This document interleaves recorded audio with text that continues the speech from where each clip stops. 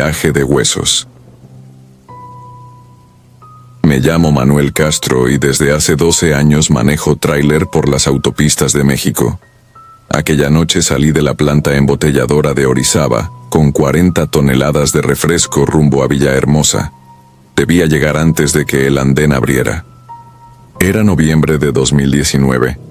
Un frente frío azotaba las cumbres de Maltrata y casi todos mis colegas aplazaron la salida. Yo no. Siempre presumí de vencer la carretera con café, música norteña y terquedad. A los pocos kilómetros comenzó la ventisca. Decidí cargar combustible en una Pemex solitaria, un islote de luz entre cerros negros. Mientras rellenaba el termo, observé a un anciano descalzo examinando mi Kenworth con extraña devoción. Llevaba la camisa flotándole como piel fantasma y las manos huesudas, casi raíces. Para evitar charla, le deseé buenas noches y subí a la cabina. Entonces soltó una frase que me erizó. El camino cobra lo que es suyo, patrón. Usted va atrasado. Creí que bromeaba con mi horario y respondí algo impaciente, pero al arrancar descubrí por el espejo que ya no estaba, como si la noche se lo hubiera tragado. La ascensión a Maltrata es traicionera. Curvas cerradas, despeñaderos y neblina que engulle los faros. Para espantar el sueño encendí la radio de banda civil, sin éxito. Los canales estaban mudos. Un sopor espeso comenzó a hundirme los párpados. Abrí ventanas, canté desafinado, mordí granos de café. Inútil. Sentí el volante vibrar y comprendí que rodaba al filo del voladero. Giré con violencia, choqué contra un talud y el tráiler se detuvo en seco. El airbag no abrió. Mi frente golpeó el cristal. El sabor acero de la sangre llenó mi boca. Atemorizado busqué señal en el celular. 0 barras. Entonces escuché pasos sobre la grava. Una figura se recortó frente a la puerta del copiloto. El mismo anciano de la gasolinera, hecho de ceniza. Abrió la puerta de un tirón anómalo. La luz del tablero iluminó su rostro lívido. Los ojos eran pozos opacos. Sin mover los labios oí dentro de la cabeza: el boleto está pagado. Intenté soltarme. El hombro no respondió. Él posó 2 dedos en la hebilla y la tela se desintegró como papel quemado. Esperé el remate, mas su mano reposó sobre mi pecho. Un frío perforante me atravesó y vi escenas ajenas desfilar. Tráileres ardiendo, cuerpos sin nombre sobre asfalto, cruces oxidadas brillando bajo lunas que no recordaba. Nací en un pueblo cañero de Veracruz. Aprendí a manejar tractores antes de los 15. Mi padre murió en esta misma autopista, aplastado por un tráiler sin frenos en el puente de Metlac. Quizá por eso me juré ser mejor conductor. Ahora, repetía su ruta porque da de comer, aunque cada curva pareciera recordatorio. Mientras dejaba atrás la caseta de Esperanza, el viento colaba ráfagas heladas por los retenes de la puerta, avivando la memoria de aquella cruz con el nombre de mi viejo. La autopista a medianoche es una criatura viva. Faros distantes se vuelven ojos. Los pequeños altares al borde parecen dientes. Observé latas con veladoras, tablas con nombres deslavados, ositos de peluche consumidos por musgo. Recordé historias de compañeros que aseguran ver niños pidiendo aventón o monjas flotando sobre el carril de baja. Siempre me reí de esos cuentos hasta que la carretera me forzó a callar. Primero llegó el silencio del motor.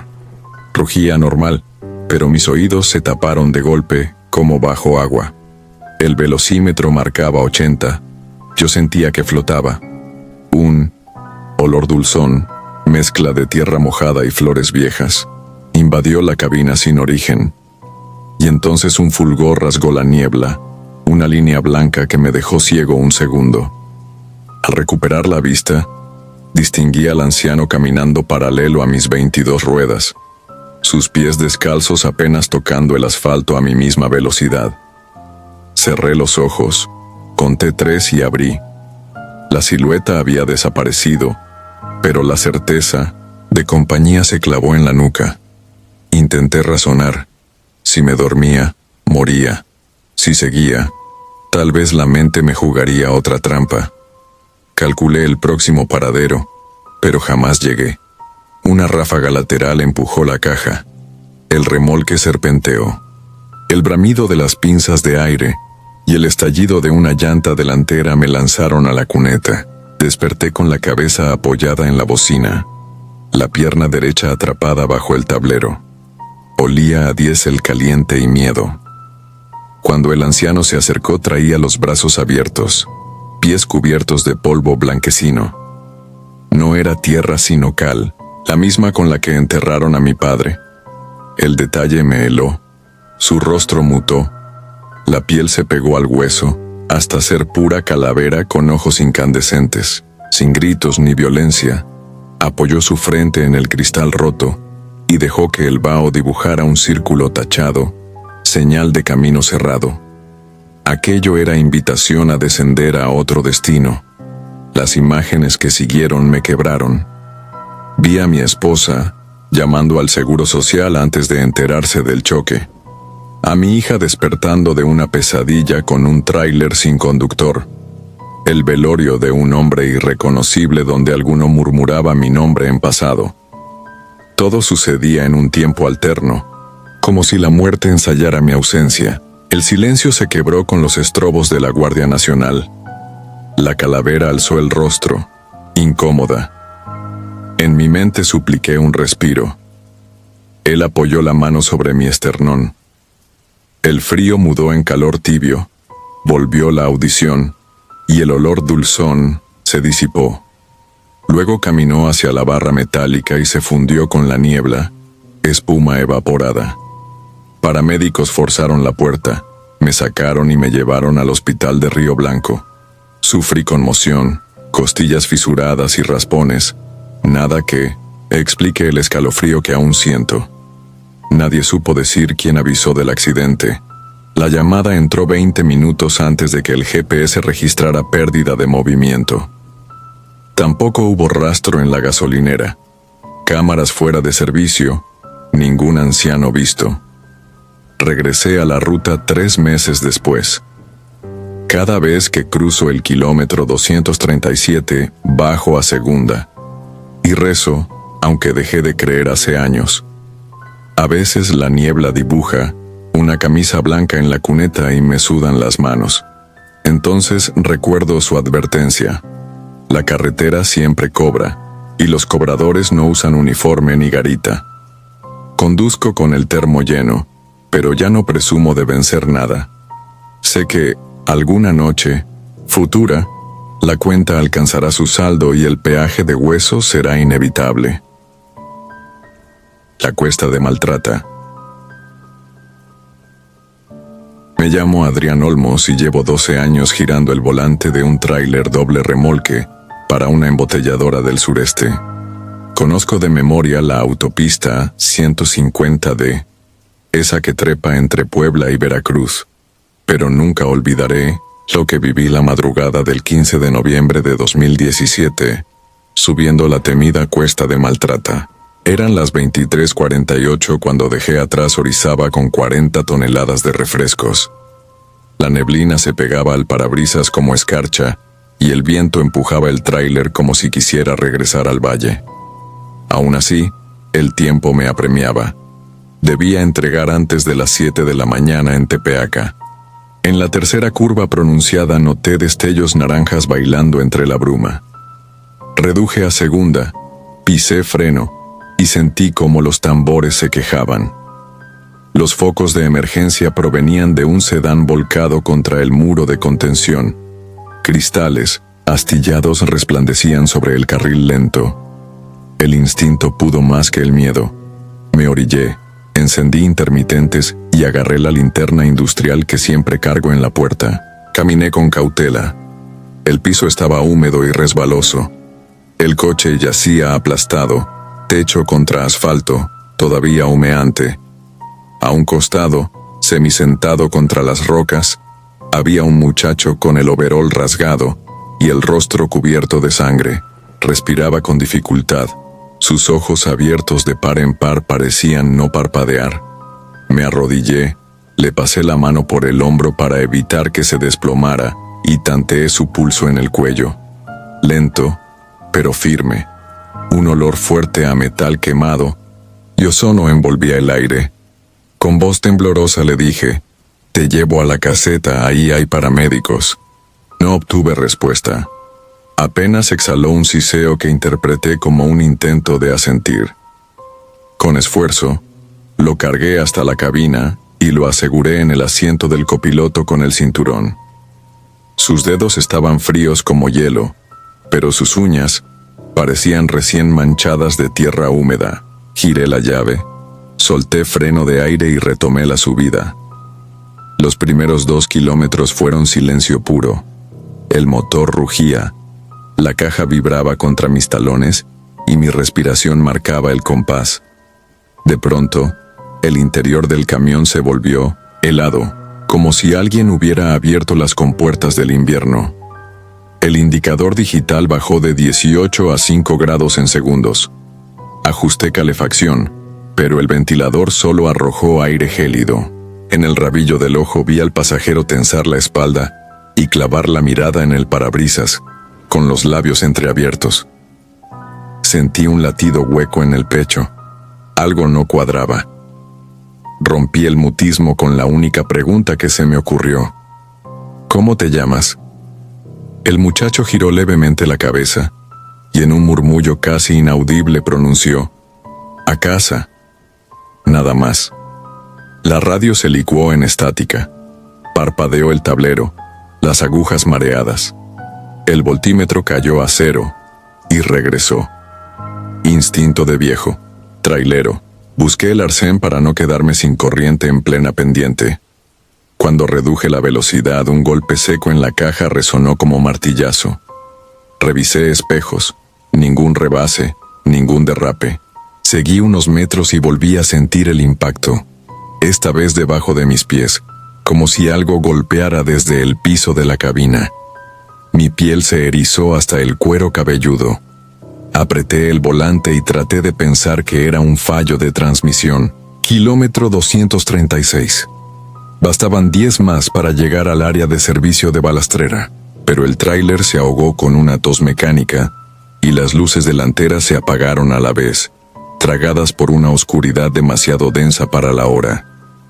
Detuve la mole en la orilla, entre tráileres dormidos que parecían esqueletos de hierro. El único resplandor provenía de la luna, pálida detrás de nubes bajas. Giré para avisar al herido, y el asiento estaba vacío. El cinturón colgaba suelto como si nunca hubiera sujetado a nadie. Me quedé parado, incapaz de parpadear, mientras el hielo me subía desde los talones hasta la nuca. Tragué saliva y enfoqué la linterna por toda la cabina. Nada. Entonces, un golpeteo sordo vino de la litera detrás de la cortina cerrada. El corazón me martilló el pecho. Luché contra el impulso de huir y tiré suavemente de la tela. Vi la silueta del joven sentado en el borde de la cama, con la cabeza inclinada. Su respiración silbaba, aunque sus costillas no se expandían. Repentinamente el camión se inclinó hacia la izquierda, como si algo pesadísimo se hubiera trepado al chasis. Aferré la manija, cerré la cortina de golpe y encendí el motor de nuevo, rezando porque la batería respondiera. Por una fracción de segundo todo volvió a la normalidad. Luces, ventilador, radio. Pisé acelerador hasta el fondo, y los turbos aullaron en la pendiente. Mientras avanzaba, la neblina se espesó como leche derramada. Los faros apenas penetraban 3 metros y las líneas amarillas se esfumaban. Sentí la vibración de las ruedas al rozar la estacha y corregí. De pronto, esa respiración agónica retumbó justo detrás de mi oído y un aliento helado empañó el cristal lateral. Giré la vista y vi el reflejo de un rostro hundido, pálido, con la boca entreabierta, como gritando sin sonido. Parpadeé y no estaba. El espejo retrovisor interior mostró entonces algo aún peor. Mi propia silueta, sentada atrás, con los mismos ojos muy abiertos. Frené instintivamente. Las llantas chirriaron y el doble remolque serpenteó, pero la inercia me devolvió al carril. No sé cuántos minutos aguanté con los nudillos blancos, pero la neblina se levantó de súbito como telón arrancado. Frente a mí apareció la caseta de cobro, iluminada con halógenos anaranjados. Pité y me detuve en el carril de inspección. 2 paramédicos de Caminos y Puentes se acercaron intrigados al verme agitado, pálido. Bajé tambaleante, les conté a medias lo que había sucedido y pedí que revisaran al herido. Subieron con sus linternas, buscaron bajo la litera, revisaron la cabina. No hallaron a nadie, ni rastro de sangre. Me miraron con desconfianza, quizá pensando en delirios por fatiga. Uno de ellos quiso mostrarme algo. El asiento del copiloto estaba tieso, todavía húmedo por la neblina, pero sobre la tapicería había una huella negra de tierra arcillosa, perfectamente marcada. Mientras intentaba explicarme, un policía federal se unió al grupo. Al oír mi versión, frunció el ceño y pidió detalles del accidente. Le señalé el kilómetro aproximado. El oficial chasqueó la lengua. Hace 6 años ocurrió ahí mismo una volcadura. Un chavo quedó prensado y murió esperando ambulancia. Desde entonces varios conductores dicen haberlo levantado. El paramédico asintió. Confirmó que él mismo había escuchado la historia de otros choferes, aunque nadie había presentado pruebas. Sentí que las piernas me flaqueaban. Pedí un café y un teléfono para reportar la demora. Necesitaba algo que me anclara a la realidad. Recargado en el mostrador, sorbí el café aguado mientras trataba de ordenar mis pensamientos. Me revisé los brazos. Tenía manchas cafés, tierra húmeda, idéntica a la marca del asiento. El paramédico regresó con un dato más inquietante. Habían verificado su bitácora y aquel tramo llevaba 2 semanas cerrado por obras nocturnas. Sin embargo, yo lo atravesé sin encontrar ninguna barrera. Cuando la adrenalina bajó, un temblor involuntario se apoderó de mis manos. Firmé el parte, subí de nuevo y conduje hasta la bodega con las ventanillas abiertas, necesitando sentir el aire real, oler diésel y asfalto, todo menos aquel aliento frío que impregnaba la cabina. Desde esa noche duermo con la radio encendida, como si la música ahuyentara el silencio helado de la cuesta. Algunas veces, al pasar por esa zona ya de día, creo ver un sedán gris destrozado escondido entre los pinos. Parpadeo y desaparece. Cambié de unidad, cambié de ruta, pero al poner la mano sobre el portavasos todavía siento el peso gélido de aquella que apretó mi muñeca, pidiendo llegar a casa. Y cada noviembre, sin falta, despierto a la 1:12 a.m., la hora en que revisé el reloj aquella madrugada, con los oídos llenos de estática y la impresión de que alguien respira en la oscuridad, justo detrás de mí. Dicen que la carretera cobra tributo de almas y que a veces las devuelve para que otros las carguen un tramo. Yo ya pagué el peaje, llevo una sombra sentada en la memoria, imposible de descargar en ninguna rampa de frenado, y cuando el retrovisor me regala un destello de ojos hundidos, no freno ni pregunto nada, solo sigo manejando porque sé que hay fantasmas que nunca llegan a su destino, y el mío será andar, por los años que me queden, con un asiento que jamás vuelve a estar vacío. Carga de sombra. Me llamo Víctor Márquez y desde hace 17 años vivo de las autopistas que cruzan el norte de México. Podría enumerar cada curva de la Federal 57 entre Saltillo y Monclova. Podría describir con precisión de cirujano dónde descansar sin que te asalten, o en qué tramo la neblina se aferra al asfalto como una manta de plomo. Pero nada me preparó para la noche del 3 de marzo de 2017, cuando acepté un flete que aún hoy me cuesta narrar sin que la voz se quiebre. Todo empezó a media tarde. en el patio polvoriento de una bodega abandonada junto a las vías del tren, al sur de Saltillo. Un hombre trajeado me esperaba bajo el sol mortecino. Me entregó documentación, la ruta impresa y un anticipo en efectivo tan alto que callé cualquier sospecha. Condición única: no detenerme ni revisar el contenedor bajo ninguna circunstancia. El remolque venía sellado con una placa de acero remachada. Ni siquiera llevaba candado. Me pareció extraño, pero el dinero hablaba más fuerte que mis dudas. Salí al anochecer. Conforme dejaba atrás las luces esporádicas de los ranchos, la soledad se volvió absoluta. Por rutina encendí la radio para espantar el sopor. El estruendo de un corrido me mantuvo despierto hasta que, de pronto, el audio se convirtió en un zumbido áspero, como si alguien rasgara un metal oxidado. Giré el dial en vano. Solo obtenía estática corrompida por un murmullo grave, casi un ronquido que sostenía mi nombre en un susurro imposible. Pensé que la antena se había soltado, pero no quise parar. Apreté los dientes, subí la ventanilla y continué. Kilómetros después, pasada la medianoche, algo retumbó en la caja. No fue un bache.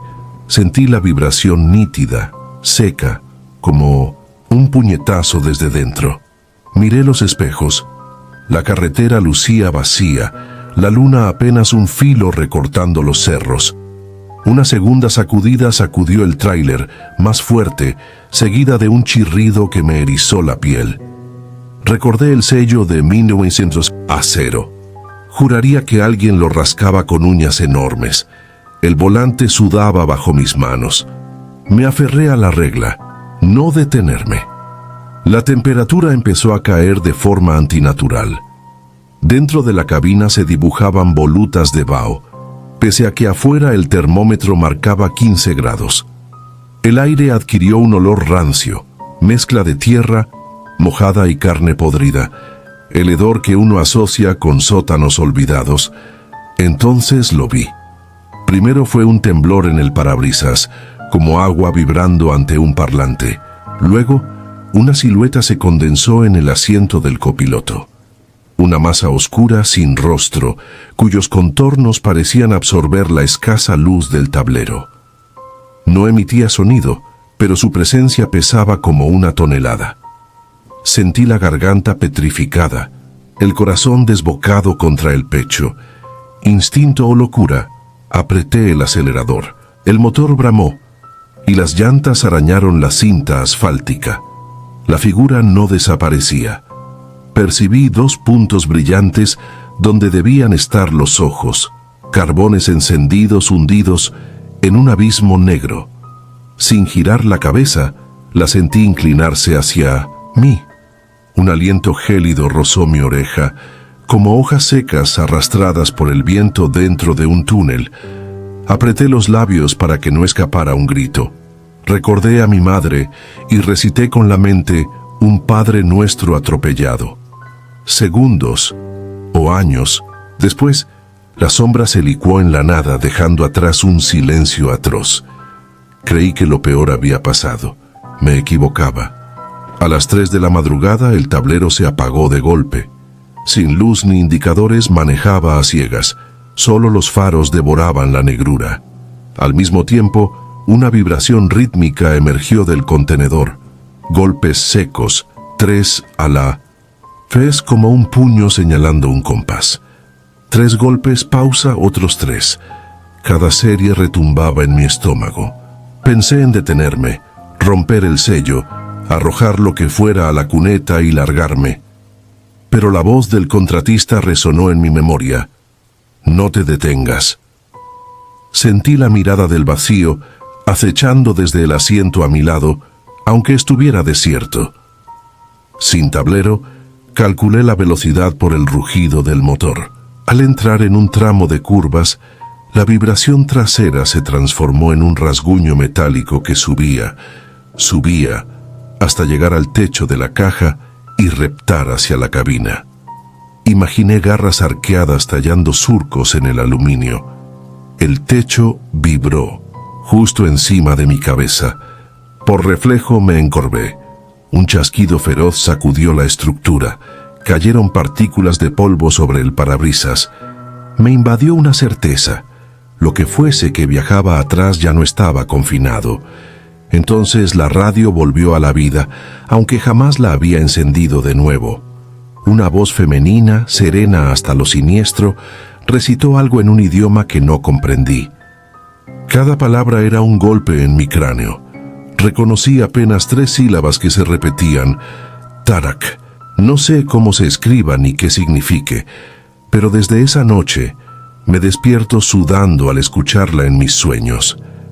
El sonido cesó tan rápido como surgió, y los faros proyectaron sobre el asfalto una sombra que no correspondía a mi tráiler.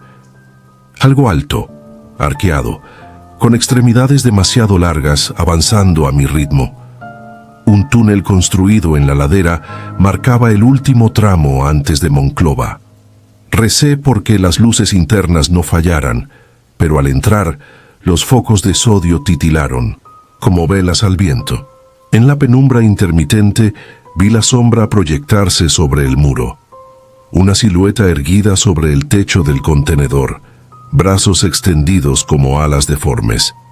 Cada parpadeo de luz la mostraba más cerca de la cabina, aproximándose con movimientos espasmódicos. Mantuve la mirada fija al frente, las manos petrificadas al volante, jurando que si lograba salir del túnel, aceleraría hasta que el motor reventara.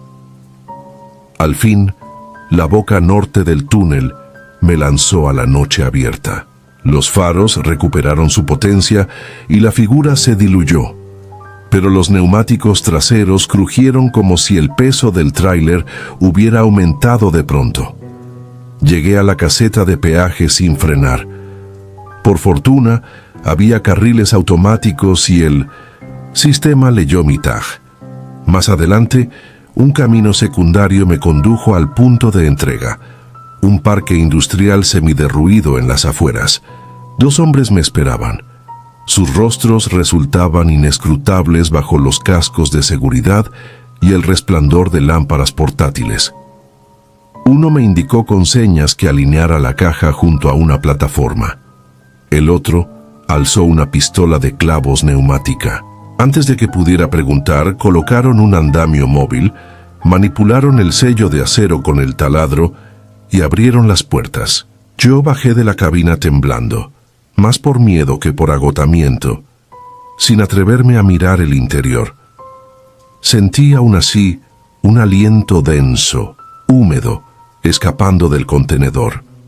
No olía a nada humano. Me acercaron un sobre Manila repleto de billetes.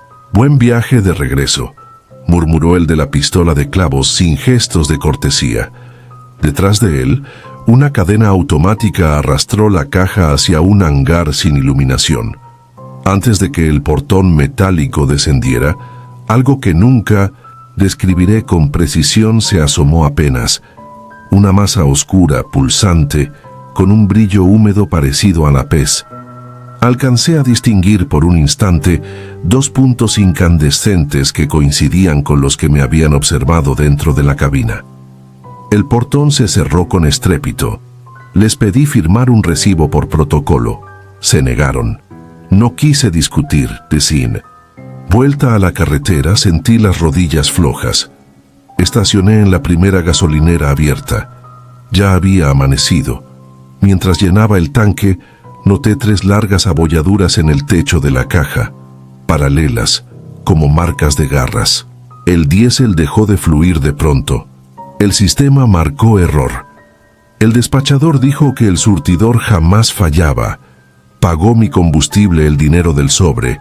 Al recoger el cambio, vi que los billetes estaban manchados con una sustancia oscura, pegajosa, imposible de identificar. Los tiré a la basura y salí a toda prisa. Esa misma tarde devolví el tráiler vacío a la empresa y pedí licencia sin goce de sueldo. Desde entonces, conduzco solo viajes cortos de día.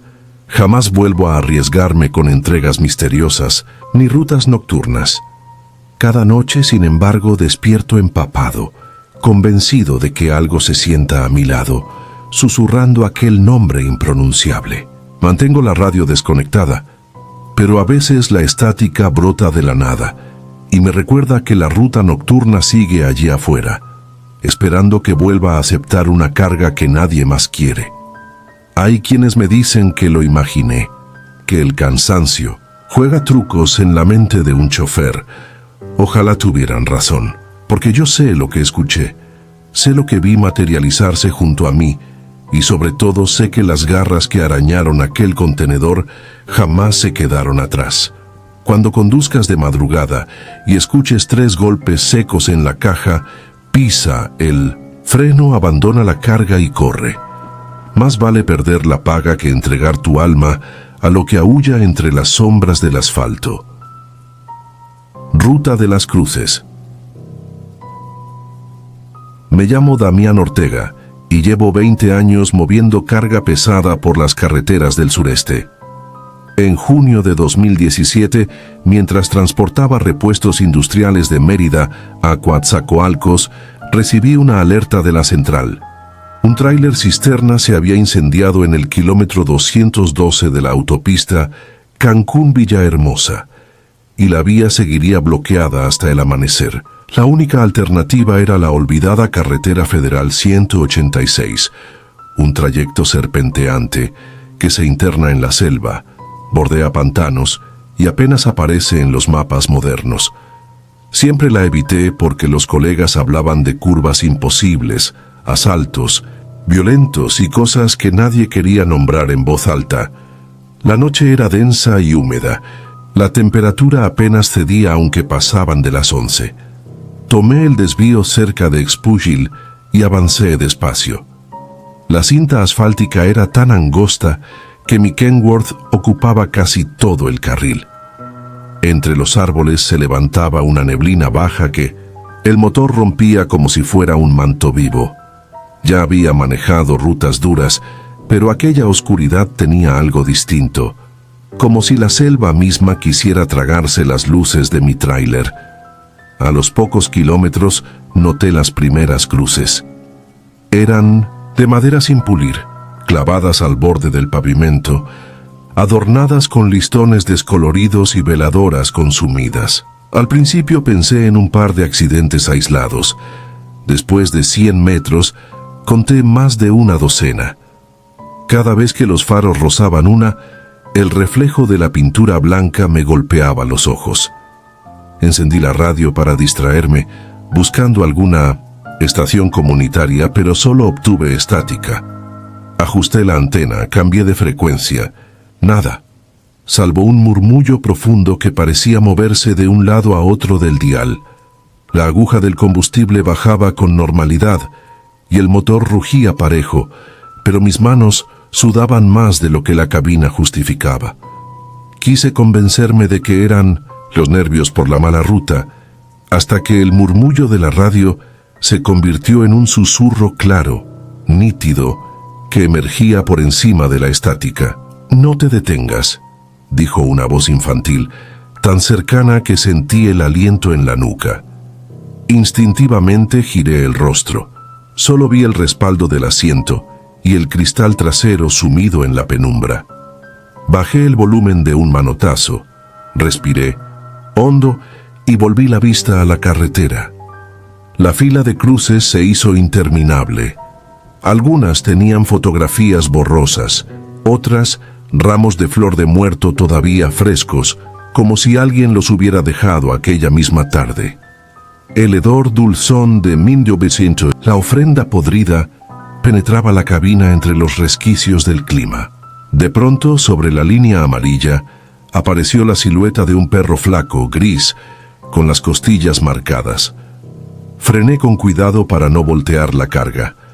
El animal se detuvo a mirar mis faros. Sus ojos brillaban de un modo raro, carente de vida, como cuentas de vidrio opacas. Avancé despacio, esperando que se apartara. Cuando estuve a escasos metros, el perro desapareció sin moverse, como si la oscuridad lo hubiera borrado. Sentí un pinchazo en el brazo izquierdo. Recordé las historias de traileros que sufrían infartos después de jornadas largas. Me palpé el pecho, pero el corazón latía parejo, solo demasiado rápido.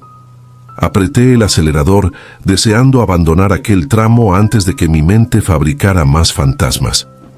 Sin embargo, la neblina se espesó tanto que apenas distinguía el tramo inmediato. Bajé a 40 kilómetros por hora y encendí las luces auxiliares. Fue entonces cuando los faros iluminaron algo que me heló la sangre. Una figura humana de espaldas, plantada en medio de la cinta asfáltica, vestida con un overol de mezclilla tan viejo que apenas conservaba el color. Toqué el claxon. La figura no se movió. Mis frenos chirriaron y detuve el tráiler a menos de 5 metros. Impulsado por la inercia, el chasis crujió como un animal herido.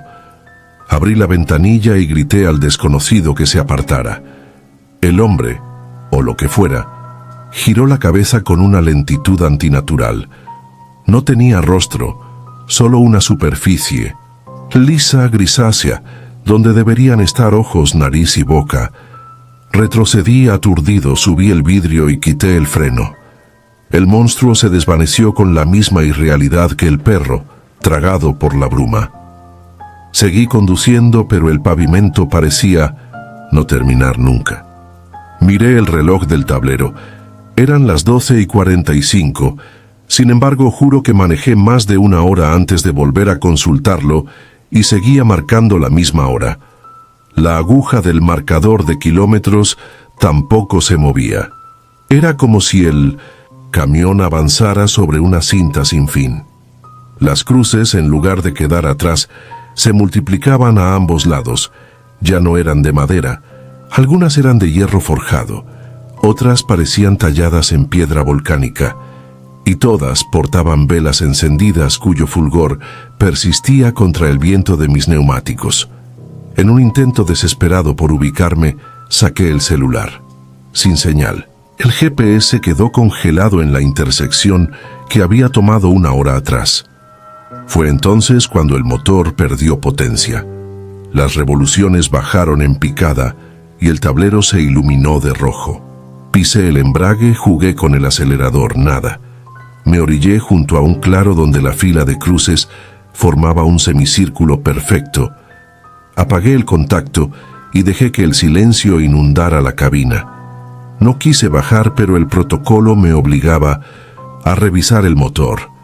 Empuñé la linterna, bajé y abrí el cofre. No encontré nada fuera de lugar. Correas tensas, niveles normales, cables intactos. Al volverme, la linterna barrió la orilla del camino. Allí estaban las cruces, tan cercanas que podía rozarlas. Las velas emitían una luz mortecina y bajo cada una sobresalían dedos huesudos, delgados, como si los muertos intentaran asirse a la noche. Retrocedí, tropecé con una piedra y caí de espaldas. Entonces los vi, un centenar de sombras erguidas detrás de las cruces. No corrían, se acercaban con la lentitud macabra de un cortejo fúnebre. Algunos parecían niños, otros ancianos, encorvados. Todos carecían de ojos, y de la cavidad vacía escapaba un resplandor blanquecino que iluminaba la selva. Me incorporé torpemente, subí a la cabina y golpeé el arranque. El motor tardó una eternidad, pero finalmente rugió. Las teninas sombras estaban casi pegadas a las puertas cuando logré engranar la marcha. Un golpe seco retumbó en el contenedor, como si algo se aferrara a las puertas traseras. No quise mirar por los espejos. Conducía sin parpadear, rezando mentalmente y aferrado al volante, mientras el tráiler devoraba metros en una carretera que seguía derramando cruces más adelante. De pronto, la bruma se abrió como una cortina y apareció un retén de la Guardia Nacional. Frené con violencia. Los gendarmes salieron corriendo al ver el tráiler sin control. Cuando detuve la mole, bajé tambaleante. Uno de ellos me sostuvo del brazo. «Jefe, está pálido. ¿Se siente bien?» Apenas pude balbucear que había tenido un problema mecánico y necesitaba llegar al próximo poblado. El guardia miró por encima de mi hombro. ¿Viene solo? Juraría haber visto gente en la caja. Le respondí que el contenedor estaba vacío salvo por las tarimas de retorno. Abrieron las puertas con sus linternas al hombro. El interior estaba limpio, pero sobre el piso metálico había huellas de barro, muchas, todas apuntando hacia la cabina. Un gendarme me preguntó si había parado a descansar en el camino. Negué. Él cruzó miradas con su compañero. «Esta franja es peligrosa», dijo en voz baja. «Hace décadas murieron decenas en una luz y algunos dicen que siguen pagando por aquí». Apreté la mandíbula. No quise explicar que los había visto con mis propios ojos. Me escoltaron hasta Escárcega. Al amanecer, llevé el tráiler al taller para que revisaran el sistema eléctrico. No encontraron fallas. El odómetro mostraba la distancia exacta entre Mérida y Escárcega, como si nunca hubiera tomado el desvío. Sin embargo, las llantas delanteras estaban cubiertas por un barro negruzco imposible de hallar en la autopista principal, y bajo el chasis colgaba una cruz de madera húmeda que no pertenecía a ninguna parte. Desde aquella noche, evito las rutas secundarias sin importar los atascos que me cuesten. Cuando algún novato me pregunta por atajos para ahorrar tiempo, le recomiendo el camino seguro por largo que sea. No cuento la verdad completa, solo advierto que en ciertos tramos olvidados el tiempo se detiene, las distancias se deforman y los muertos exigen compañía. Conducir de madrugada es ya de por sí un trato con la oscuridad. Salirse de la carretera marcada puede convertirse en un contrato firmado con algo que no entiende de plazos ni de misericordia. Todavía sueño con la voz en la radio. A veces, en medio de la estática, creo escucharla otra vez. No te detengas. Y entonces recuerdo las huellas de barro dentro del contenedor, la luz espectral en las cuencas vacías, el golpe seco en las puertas traseras. Acelero, aprieto los dientes y me aferro a la línea blanca, temiendo que si aminoro aunque sea un segundo, la ruta de las cruces reclamará lo que aquella noche dejó inconcluso.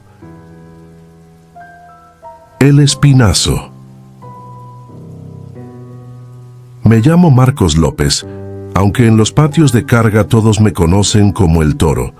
Llevo 25 años detrás del volante de tráiler y he sobrevivido a asaltos, tormentas y carreteras desgajadas por derrumbes.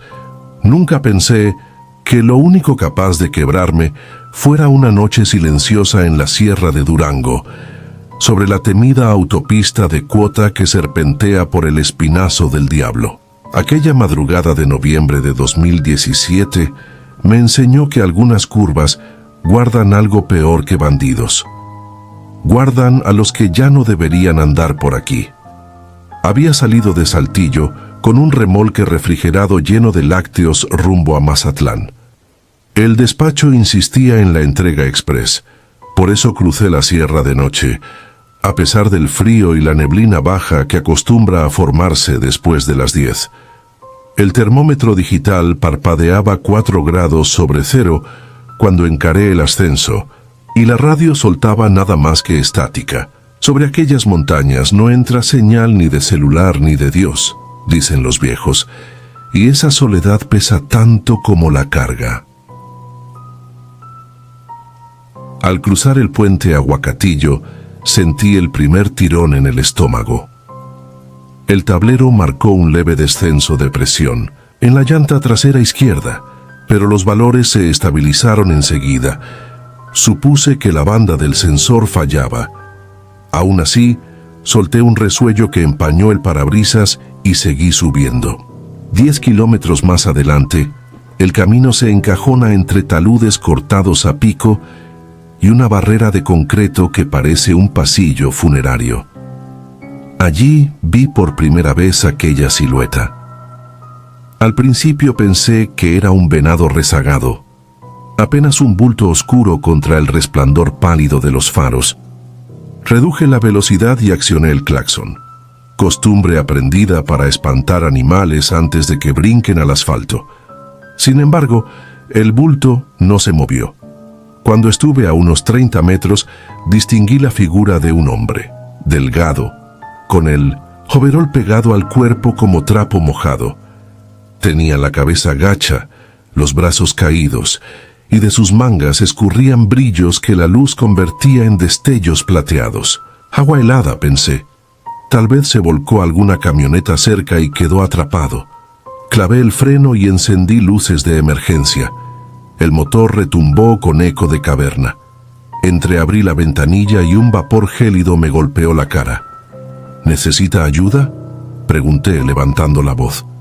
El hombre no respondió. Dio un paso hacia la línea central y levantó el brazo derecho, no en señal de auxilio, sino apuntando al frente, indicándome que siguiera. Aquello me erizó la nuca. Sentí el latido retumbar bajo las costillas. El manual de cualquier trailero veterano dice que no te detengas en el espinazo si no es por una avería, pero el tipo parecía herido, su overol chorreaba y el frío podía matarlo en minutos. Apreté el seguro de la puerta, respiré hondo y bajé. El suelo crujió de escarcha bajo mis botas. El aire olía a diésel y pino húmedo. Me acerqué despacio, con la linterna en alto. «Compadre, vamos al hospital del Salto, súbase», dije midiendo cada palabra. Él seguía apuntando a la curva siguiente, el rostro oculto en sombras. Entonces noté algo imposible. Donde deberían verse respiraciones en vaho, solo flotaba la neblina del camino, como si aquel hombre no exhalara calor alguno. Sentí hielo en la médula. Otro detalle me hizo retroceder.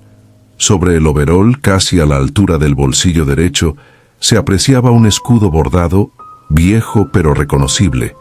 Fletes del Pacífico, incendio 2012. Recordé la noticia vagamente. Un tráiler cisterna había volcado en esa zona 5 años atrás.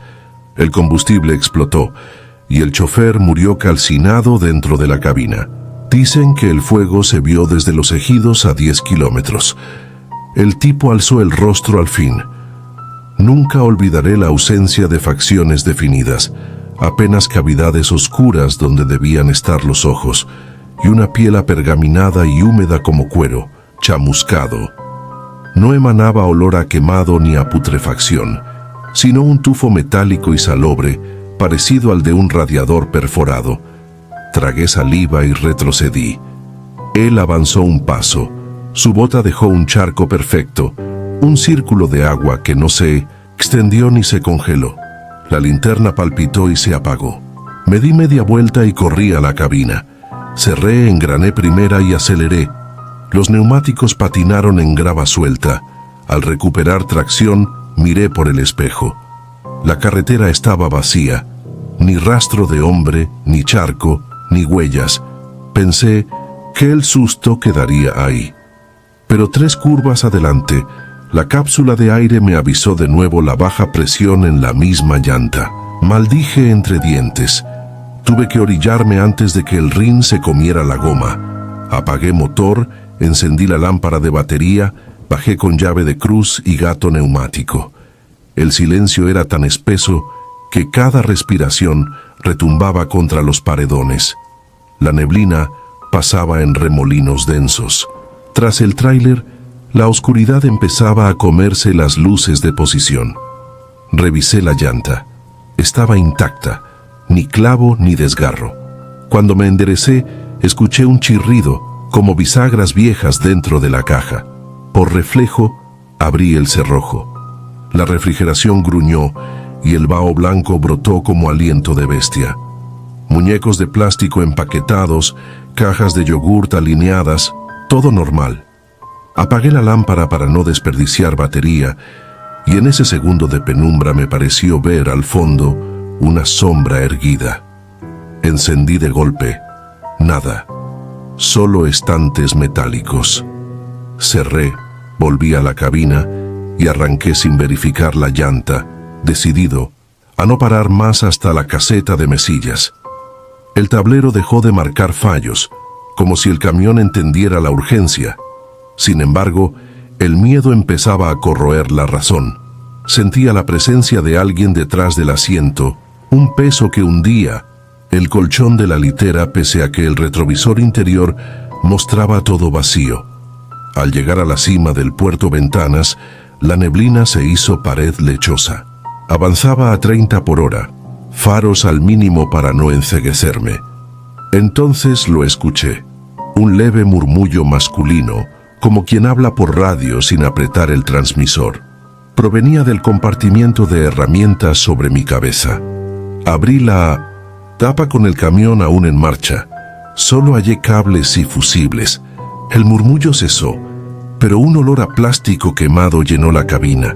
Una curva más y la estática de la radio se convirtió en un chisporroteo eléctrico, luego en un quejido largo, gutural, imposible de emitir por garganta humana. Mis manos sudaban tanto que el volante parecía forrado de hielo. Quise apagar el estéreo, pero ninguno de los botones respondió. El sonido se transformó en un gemido agudo, después en un rugido de motor incendiado. Reconocí ese estruendo. El video que circuló del accidente de 2012 mostraba el camión envuelto en llamas, su claxon sonando sin interrupción mientras el chofer ardía atrapado. Comprendí que aquello no era un simple susto carretero. El Espinazo alberga fantasmas hambrientos de compañía, tal vez condenados a repetir su catástrofe hasta arrastrar a alguien con ellos. Golpeé el tablero y grité que me dejaran en paz, que yo nada debía. Por toda respuesta, el parabrisas se empañó desde afuera formando palabras: sigue mi ruta. Letras dibujadas en escarcha pasajera. Se borraron en un parpadeo, pero alcancé a leerlas 2 veces. El asfalto parecía estrecharse. Los muros se cerraban. El olor a combustible, ardiendo, inundaba todo. Sentí que el tráiler ganaba velocidad aún sin pisar el acelerador. Contaba cada curva, cada poste, rezando sin voz. En el kilómetro 167 debía aparecer un apartadero de emergencias. Si lograba detenerme allí, tal vez escaparía. Pero el panel marcó de golpe que la caja superaba 90 kilómetros por hora. Imposible en aquel ascenso. Una fuerza invisible empujaba. Fue entonces cuando la vi sentada en el asiento del copiloto. No era el hombre calcinado, sino una niña de unos 10 años, piel grisácea, cabello pegado como algas. Vestía un pijama infantil chamuscado. Sujetaba un peluche tostado que goteaba agua ennegrecida. No volteó a mirarme. Observaba fija la neblina. Entendí que no era un solo espíritu, sino todos los que murieron aquella madrugada de 2012 en 1906, la cisterna que cayó al barranco. El chofer, los 2 ayudantes, la hija del gerente a quien llevaban de sorpresa, todos atrapados en llamas y luego apagados por explosión de gas amoníaco. Agua y fuego combinados en un mismo martirio. El volante vibró y se trabó. Intenté bombear el freno. El pedal se hundió blando, inútil. La aguja del tacómetro subía. Sentí la pendiente invertirse. El camión descendía sin control hacia la parte más angosta del Espinazo.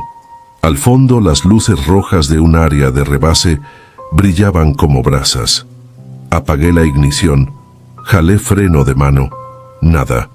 Entonces recordé algo que mi abuelo decía: la muerte respeta la verdad. Grité a la cabina que no quería ocupar el lugar de nadie, que su tragedia no cambiaría con otra víctima, que lo único que podía ofrecerles era memoria.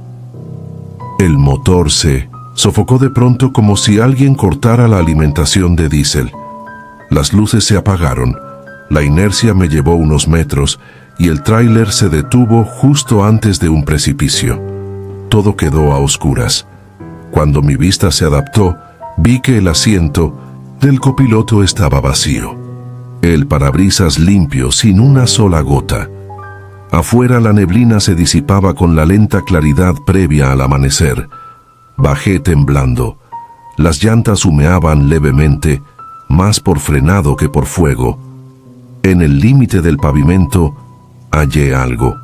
Un juguete de peluche chamuscado, frío y seco, sin rastro de humedad ni olor. Lo metí al bolsillo del overol y conduje con cautela los 25 kilómetros restantes hasta la caseta. Allí conté lo sucedido a un guarda mientras me servía café. Jamás he visto a un hombre ponerse pálido tan rápido. Me dijo que, en los últimos años, varias patrullas reportaron llamadas de auxilio fantasmas en esa franja, pero que nadie antes había sobrevivido a un descenso sin frenos. Ese mismo día, entregué la carga y pedí cambio de ruta. Y nunca más crucé el espinazo del diablo. Si disfrutas de los relatos, te invitamos a apoyarnos con un like y un comentario, ya que eso nos ayuda muchísimo. Además, si aún no estás suscrito o suscrita, te animamos a formar parte de la comunidad del terror. Muchas gracias por escucharnos y por tu apoyo.